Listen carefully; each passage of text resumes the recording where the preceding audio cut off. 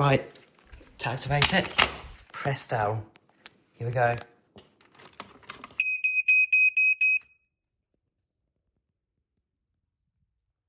Yep, it works perfectly. That's me testing my thermal on.